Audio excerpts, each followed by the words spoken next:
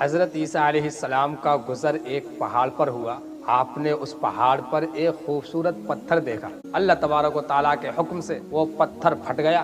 آپ نے دیکھا اس پتھر میں ایک شخص عبادت میں مشغول ہے۔ حضرت عیسیٰ علیہ السلام نے اس عابد شخص سے پوچھا کہ تم کون ہو اور کتنے عرصے سے اس پتھر میں عبادت کر رہے ہو؟ اس شخص نے جواب دیا، حضرت موسیٰ علیہ السلام کا امتی ہوں اور 400 سال سے اس پتھر میں عبادت کر رہا ہوں۔ اے اللہ تعالیٰ، اب اتنا نیک بندہ کوئی اور شخص نہیں ہو سکتا۔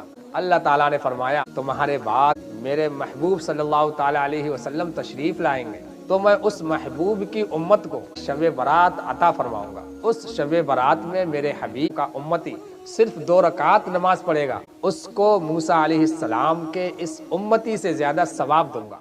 شب برات 2025 میں 13 فروری کو جمعرات اور جمعہ کی رات میں پڑے گی۔